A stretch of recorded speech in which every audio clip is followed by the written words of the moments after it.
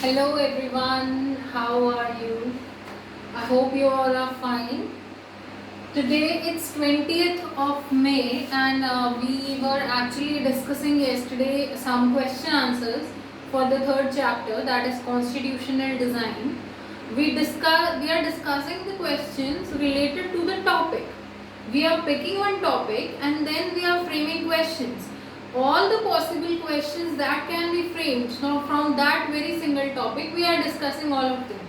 Yesterday we discussed questions from democratic constitution in South Africa, and second topic which we discussed was constituent assembly. We started Indian constitution, but today we are also going to discuss some 5 major questions related to constituent assembly and the constitution, combining it. Okay, our Indian constitution and our constituent assembly, we are going to discuss it all together. Monday test का revision भी यही है, ये Monday test की revision की video भी है, इसलिए क्योंकि आज हमारी लास्ट क्लास है आपकी क्लास में. From tomorrow onwards you are having geography classes, so then you will be revising for geography with Priyanka ma'am. Today let's revise for Monday test. 25th को आपका मंडे टेस्ट है. ज्योग्राफी और political science का एक ही paper आएगा, दोनों 10-10 marks के होंगे. ओके, हमारे कॉन्स्टिट्यूशनल डिजाइन सिलेबस होगा for Monday test. This chapter will be coming in your Monday test. Is it clear to all of you? Today we will discuss some questions. Monday test का pattern क्या होगा बेटा? We'll be having 10 marks in total. So what we will do, 4 marks I'll give you MCQs or fill in the blanks or whatever. One word, okay? 6 marks you will be having 3 questions of 2 marks each. 4 marks will be of MCQs and fill in the blanks. 6 marks will be of 3 short answer questions, 2 marks having each. Is this clear to all of you? So let's start today's class discussion. First of all, I want all of you to open your notebook, open your rough notebook at least, so that you can write the hint points whatever I am telling you, and see the questions we have written on the book.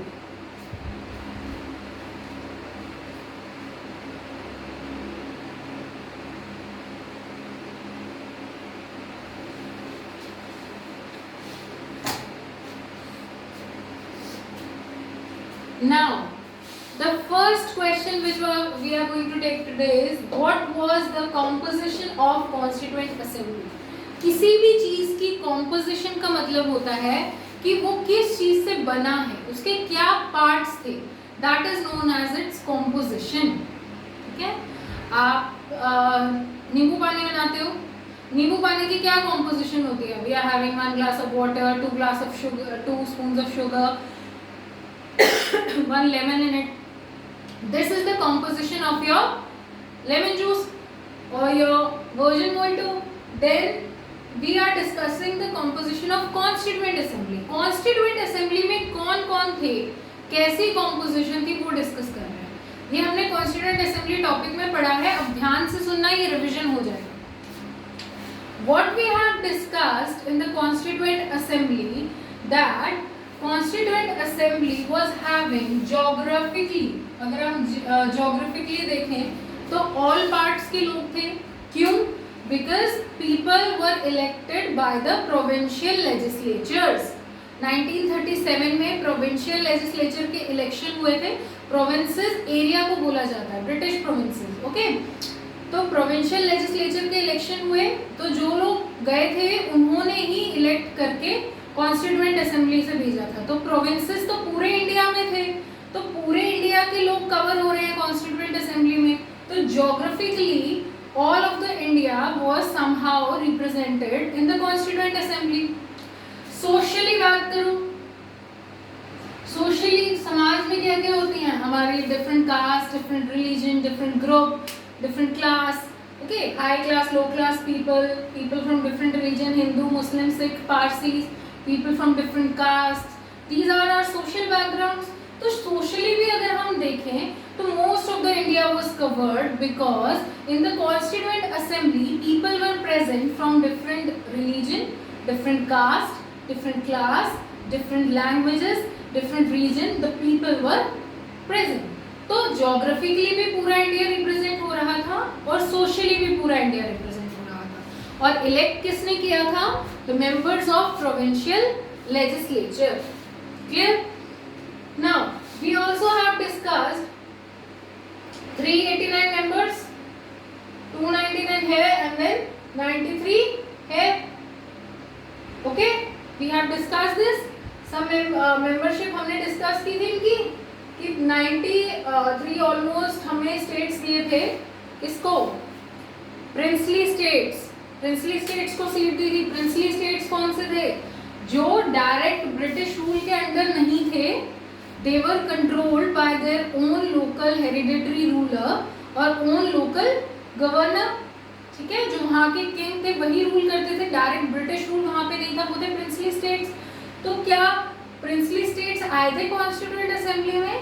Starting में उन्होंने मना कर दिया था, they ignored it, but later on they were part of the constituent assembly. Then if we discuss कौन सी party majority में थी कॉन्स्टिट्यूएंट असेंबली में? Indian National Congress was in domination from the starting only. Indian National Congress was in domination in the composition of Constituent Assembly. Clear? Composition समझ में आ गई? 4 points लिखोगे आप, इसको पैराग्राफ में भी लिख सकते हो, पॉइंट्स में भी लिख सकते हो। That geographically all of the India was represented in the Constituent Assembly. Socially, there were people present from all languages, caste, religion, class, etc. Then the dominated party in the Constituent Assembly was Indian National Congress. Okay, and then you will write the last 4th point. It was combination of princely states and British provinces. Clear? Second question. How does Indian Constitution describes institutional arrangements? Institution होता है बेटा किसी भी व्यवस्था को चलाना, देश को चला रहे हैं हम, so the country here is institution. Legislature, executive, judiciary जो organs है गवर्नमेंट के, they are the institution. तो institutional arrangements हमने कॉन्स्टिट्यूशन में कैसे दिए हैं, कैसे लिखा है हमने संविधान में कि हमारा देश कैसे चलेगा, हमने क्या क्या अरेंजमेंट्स किए हैं। सबसे पहला पॉइंट हमने लिखा है कि इलेक्शंस कैसे होंगे, हमने कॉन्स्टिट्यूशन में लिखा है ना, elections will be based on universal adult franchise. Second हमने बताया है कि what will be the levels of government. Third we have discussed how much power each level will be having। हमने क्या लिखा? सबसे पहले हमने ये बता दिया कि इलेक्शंस कैसे होंगे देश को चलाने के लिए। It will be on the basis of universal adult franchise and all will be having one vote and one value. Then we have mentioned that what levels we will have, central level, state level, local level. Then we have discussed how much power the all level will be having. Constitution में लिखा है, हमने अपनी मर्जी से नहीं बांटते ये लोग बैठ के कि चल सेंटर तो इतनी रख ले, स्टेट में इतनी रख लेता हूँ, लोकल को थोड़ी दे देते हैं। This is not the form. We have actually mentioned that what powers each government level will be having, we have specified it clearly. Then limits क्या है इनकी, कहाँ आपको रुकना है, इससे आगे आपका काम नहीं है। लेजिस्लेचर सिर्फ लॉ बनाएगा, उसे एग्जीक्यूट नहीं करेगा। इम्प्लीमेंटेशन का काम किसका? एग्जीक्यूटिव का। लेजिस्लेचर और एग्जीक्यूटिव अपनी मर्जी से कुछ भी लॉ बना के इम्प्लीमेंट नहीं कर सकते, वहां काम किसका आ जाएगा? जुडिशरी का। It will stop them in making the wrong laws और इम्प्लीमेंटिंग द रॉन्ग लॉज। तो हमने ये सारी चीजें कहाँ पे स्पेसिफाई की हैं? कॉन्स्टिट्यूशन में। तो जब आपसे पूछा जाए कि इंडियन कॉन्स्टिट्यूशन के क्या अरेंजमेंट्स हैं, तो यही arrangements. Clear? Now What are the various functions of Constitution? इसको ऐसे भी पूछा जा सकता है और ऐसे भी, और में अगर आप आए तो आप अपनी मर्जी से लिख सकते हो। We have discussed this question earlier in the topic। आपके NCERT बुक में 4 पॉइंट्स दिए गए हैं। दैट कॉन्स्टिट्यूशन क्या करता है, it generates the degree of trust and coordination among people. अगर हमने कहीं पे लिख दिया है every community is equal, every religion will be treated equally, everyone will have the right to life and right to equal opportunities, तो क्या किसी कम्युनिटी को डरने की जरूरत है कि ये मेजॉरिटी कम्युनिटी है तो इससे डर जाए हम? नहीं, सब इक्वल है, हमने कॉन्स्टिट्यूशन में लिख दिया। तो क्या आई कम्युनिटीज के बीच में? Trust and coordination. क्या आया? Trust and coordination. तो फर्स्ट पॉइंट क्या होगा कि कॉन्स्टिट्यूशन का फंक्शन क्या है? इट जनरेट्स, संविधान के लिखने से हमारे कम्युनिटीज जो है, डिफरेंट ग्रुप्स जो है सोशल, उनके बीच में ट्रस्ट और कोऑर्डिनेशन आती है। सो द कॉन्स्टिट्यूशन जनरेट्स और forms trust and coordination among different communities और डिफरेंट सोशल ग्रुप्स। ठीक है। It limits the power of government, ये हमने लास्ट पॉइंट में डिस्कस कर लिया, यही यहाँ पे भी आएगा। It limits the power of government, कि कहाँ तक गवर्नमेंट की पावर है, बस वहीं पे रोक लगा दो, ये कॉन्स्टिट्यूशन ही बताता है हमें। और नागरिकों के क्या अधिकार है? It limits the power of government and states the right of citizens, whatever fundamental rights we are having, whatever rights as a citizens we are actually having, we have written it in constitution। संविधान में हमने लिख दिया है कि government की power किस level पे आके स्टॉप हो जाएगी और नागरिकों के क्या अधिकार होंगे। ऐसा नहीं है कि गवर्नमेंट अपनी पावर मिसयूज कर सकती है या फिर सिटीजन्स को सप्रेस कर सकती है। क्लियर? ये सब हमने लिख दिया, तो इससे भी क्या हुआ? स्टेबिलिटी बनी रही। सबको हमने इक्वल रिप्रेजेंटेशन दी कॉन्स्टिट्यूएंट असेंबली में। जो SC ST कास्ट होती हैं, डिप्रेस्ड क्लासेस, डिप्रेस्ड पीपल, उनको भी हमने इक्वल अपॉर्चुनिटीज दे दी। हम पहले देख रहे थे कि उन्हें हाई कास्ट के इक्वल नहीं रखा जाता था, तो हमने क्या किया? उन्हें रिजर्वेशन दे दी। रिजर्वेशन से क्या हुआ? कुछ सीट्स उनके लिए रिजर्व हो गई, कोई भी मेजॉरिटी कम्युनिटी अब उन्हें सप्रेस नहीं कर सकती, उनके अधिकार उन्हें मिलेंगे ही मिलेंगे। ये है ना? तो उससे क्या हुआ कि उन लोगों की भी डेवलपमेंट हुई। So by constitution we are ensuring that the rights of minorities are preserved, all the people are being equal, so this maintains the unity and integrity of nation। संविधान में अगर हम सबका ध्यान रखेंगे कि सबकी डेवलपमेंट होनी चाहिए, ये नहीं कि सिर्फ मेजॉरिटी ग्रुप की ही डेवलपमेंट हो, ये नहीं कि सिर्फ हिंदू रिलीजन की ही डेवलपमेंट हो। जब हम सबका ध्यान रखेंगे तो लोगों में एकता बनी रहेगी, लोगों में इंटीग्रिटी बनी रहेगी। कॉन्स्टिट्यूशन हमें ये बताता है कि सोसाइटी कैसी होनी चाहिए, हमारे सिटीजन्स के क्या सपने हैं सोसाइटी को लेकर, क्या उनकी इच्छाएं हैं, what are the aspirations of a good society by the citizens. जैसे कि मैंने आपको बताया था, DPSP लिखते हैं हम, we have written it in our constitution, directive principles of state policy. ठीक है, तो DPSP क्या होते हैं? उसमें हमने लिखा है कि हम गवर्नमेंट से एक्चुअल में कैसा देश चाहते हैं। उसमें हमने बहुत सारे पॉइंट्स लिखे हैं कि सब मेन और वुमेन की वेजेस इक्वल होनी चाहिए, जो काम कर रहे हैं उनके लिए जो उन्हें दिहाड़ी मिल रही है वो इक्वल मिलनी चाहिए, हमारे बच्चों को प्रॉपर न्यूट्रिशन मिलना चाहिए, प्रॉपर एजुकेशन मिलनी चाहिए, काउ स्लॉटर, गौ हत्या नहीं होनी चाहिए, ड्रग्स एंड ड्रिंक्स का ज़्यादा कंजम्पशन नहीं होना चाहिए, कैसी सोसाइटी होनी चाहिए ओवरऑल, ये सब हमने संविधान में लिखा है। समझ में आया? तो फंक्शंस अगर पूछें तो first function, it generates the trust and coordination between different social groups. Second, when the interest of minorities are preserved and every religion or every person is treated equally before the law, it maintains the unity and integrity of the nation. Third, it puts down the limits on the power of government and gives the right to citizens. Fourth, it shows or it decides the aspirations of citizens for a good society. 4 point हो गए। ये सब answers मैं आपको अभी दूंगी, you have to write this in your notebook, but मैं आपको समझा इसलिए रही हूँ कि ये नहीं कि हमें सिर्फ आंसर्स को लिखते जाना है और हमें कुछ समझ में ही ना आए। क्वेश्चन का मतलब भी समझ में आना चाहिए, आंसर का मतलब भी समझ में आना चाहिए। आप ये कहोगे मैम इतने क्वेश्चन आंसर्स क्यों करा रहे हो? बेटा इतने सारे इसलिए करा रही हूँ कि कोई भी टॉपिक से अगर कुछ भी क्वेश्चन पूछा जाए तो आपको आना चाहिए। इनका मतलब एक ही है, घुमा फिरा के क्वेश्चन ही एक ही पूछा जा रहा है बट डिफरेंट फॉर्म्स में, तो आपको ये ना लगे कि ये कहाँ से पूछ दिए। बोर्ड की प्रैक्टिस के लिए भी अच्छा है। नेक्स्ट ईयर जब आप बोर्ड एग्जाम्स दोगे, जरूरी नहीं है कि जिस लैंग्वेज में आपके एनसीईआरटी में क्वेश्चन दिया गया है वैसे का वैसा लिखा आएगा आपके पेपर में, नहीं। अब ये क्वेश्चन आपके एनसीईआरटी में नहीं है मान लो, तो ये अभी मैंने आपको करा दिया तो आप लिख सकते हो ना कि फंक्शंस क्या है कॉन्स्टिट्यूशन के, कैसे हम कॉन्स्टिट्यूशन में इंडिया के अरेंजमेंट्स को बताते हैं। We have discussed it, so that is why we are discussing such questions.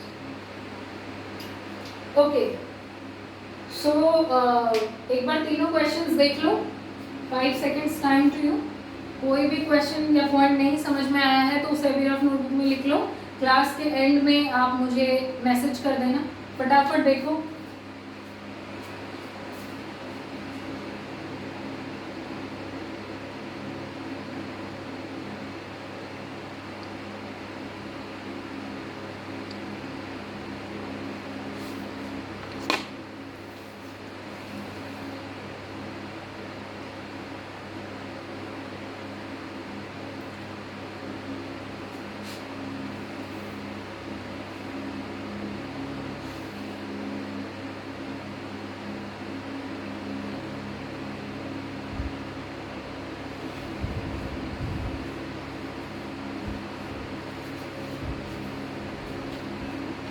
You have written the doubts. I hope you have written the doubts if you are having any.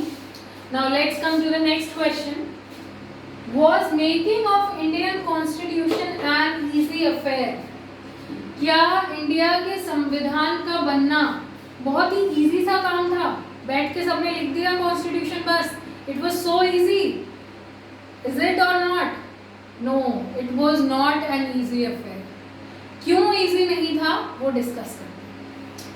जब constitution बनने वाला था तब actually we were getting rid of the British rule. हम पहली बार आज़ाद हो रहे थे ब्रिटिश रूल से। इतने ज़्यादा सालों तक ब्रिटिश ने हम पे सप्रेसिंग रूल किया, कॉलोनियल रूल, जिससे उन्होंने हमारी बहुत ज़्यादा एक्सप्लॉयटेशन कर दी। तो उसके बाद हम इतने दिनों बाद फ्री हो रहे थे। We were getting transferred from subjects to citizens. हम पहली बार कोई वस्तु से तो नागरिक बन रहे थे। ब्रिटिश रूल के अंदर तो हमें कभी सिटीजन्स की फीलिंग ही नहीं आई, कभी हमें लगा ही नहीं कि हमारा देश है, हमें हमारे देश को चलाने में हमारा कोई रोल है। हम सिर्फ कठपुतली थे ब्रिटिश गवर्नमेंट की। Whatever they were instructing us to do we were doing that, जो भी वो हमसे करवाना चाह रहे थे। लेकिन ये पहली बार था जब हम सब्जेक्ट से सिटीजन्स बन रहे थे। हमारी कंट्री डिवाइड हो रही थी on the basis of religious differences, क्योंकि मुस्लिम कम्युनिटी को ये लगता था कि हिंदूज के होते हुए उन्हीं की डोमिनेशन रहेगी यहाँ पे और मुस्लिम्स को इक्वल रिप्रेजेंटेशन नहीं मिलेगा। तो Muslim League led by Mohammad Ali Jinnah, what they demanded actually that the partition of the country should be done, making one Hindu dominated state and one Muslim dominated country। ठीक है, तो जब रिलीजियस डिफरेंस के बेस पे हमारा बंटवारा हो रहा था तो लगभग दोनों साइड में, इंडिया और Pakistan, 10 lakh people were killed. लड़ाई में, बंटवारे की लड़ाई में 10 लाख लोग मारे गए थे। On the borders 10 lakh people were killed and our country was getting partitioned on the basis of religious differences. तो इसलिए भी इजी नहीं था। Second, we were not only actually getting rid of foreign rule, हम सिर्फ अगेंस्ट फॉरेन रूल ही नहीं लड़ रहे थे, हम अपनी कंट्री को भी रिजुविनेट कर रहे थे। हमने डिस्कस किया है कि उसके कल्चर को हम बेटर करना चाह रहे थे, हमारी इंडियन सोसाइटी को बेटर बनाना चाह रहे थे। तो हम सिर्फ फॉरेन रूल के अगेंस्ट नहीं थे, we were making our country better. We wanted our country to have a new birth, a new image, a new development। तो वो भी इजी नहीं था, फेस ऑफ डेवलपमेंट था। फिर प्रिंसली स्टेट्स को ब्रिटिश गवर्नमेंट आपकी मर्जी है, आप इंडिया के साथ रहो या पाकिस्तान के साथ रहो या इंडिपेंडेंट रहो। अब जब हम संविधान लिखने वाले हैं तो हमें पता तो होना चाहिए कि कौन सा एरिया एक्चुअल में इंडिया का है, और अगर मैप डिसइंटीग्रेटेड रहेगा, पूरी टेरिटरी इंडिया की कवर नहीं होगी, प्रिंसली स्टेट्स इंडिपेंडेंट हो जाएंगे, तो क्या गवर्नेंस इजी हो पाती इंडिया की? नहीं। तो कॉन्स्टिट्यूशन बनाना बहुत टफ काम हो रहा था उस टाइम पे। Why? I am telling you the points exactly.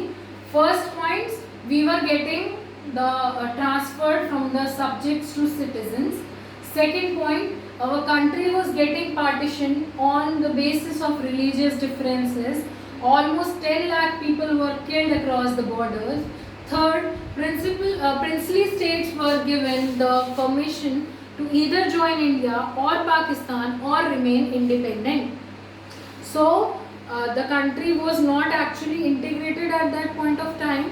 We were not only against the foreign rule, we were actually rejuvenating our country, its culture, etc. Clear? तो इंडियन कॉन्स्टिट्यूशन और different countries से हम लोग सीख रहे थे। Constituent assembly में different groups के लोग थे, सबके इंटरेस्ट को ध्यान में रखते हुए बनाना था। ठीक है, कहीं भी अगर गलती हो जाती, किसी एक कम्युनिटी को भी पीछे छोड़ देते, तो फिर बोलते कि कॉन्स्टिट्यूशन में बदलाव आना चाहिए। जैसे बहुत सी कंट्रीज को अपना कॉन्स्टिट्यूशन रीराइट करना पड़ा है। क्यों? क्योंकि कॉन्स्टिट्यूशन प्रॉपरली नहीं लिखा गया। सो हमारी कॉन्स्टिट्यूएंट असेंबली के मेंबर्स तो सब कंट्रीज से सीख के, उनके क्या प्रॉफिट रहे, क्या लॉस रहे, उसको देख के, एवरी कम्युनिटी के इंटरेस्ट को देख के तब उन्होंने कॉन्स्टिट्यूशन को फ्रेम किया। तो constitution making was not an easy affair. Clear?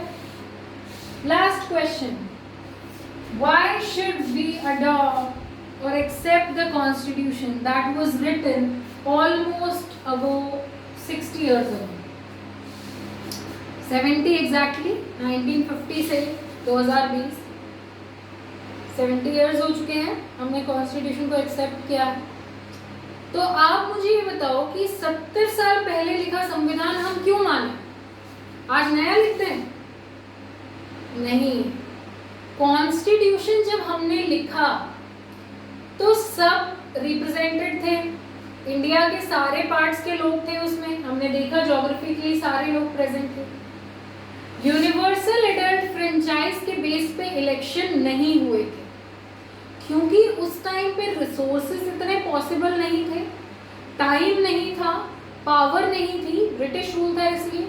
तो प्रोविंशियल लेजिस्लेचर्स ने इलेक्ट किया था। बट अगर यूनिवर्सल एडल्ट फ्रेंचाइज भी इलेक्शन करती, अगर हम लोग सबसे वोट डलवाते, तो भी तो यही रिप्रेजेंटेशन होता ना कि पूरे इंडिया में ज्योग्राफिकली कवर होना चाहिए, सोशली कवर होना चाहिए, different class, different religion, different languages, different caste के लोग होने चाहिए।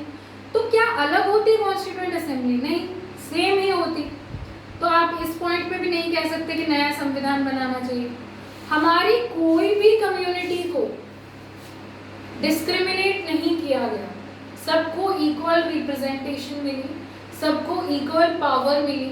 तो किस बेसिस पे फिर आप कह दोगे कि हमें संविधान एक्सेप्ट नहीं करना चाहिए?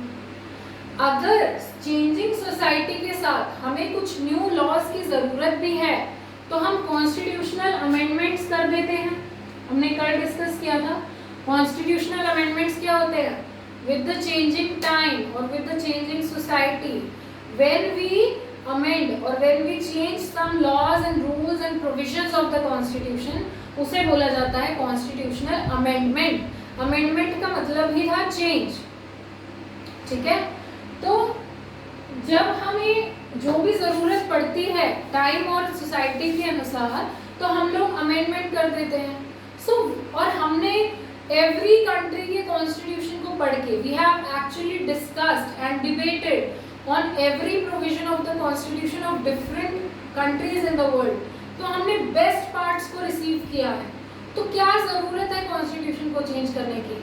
ये कॉन्स्टिट्यूशन इतना अच्छा है that it has preserved the rights of citizens. Everyone has been equal before the law. Interest of every community is being preserved.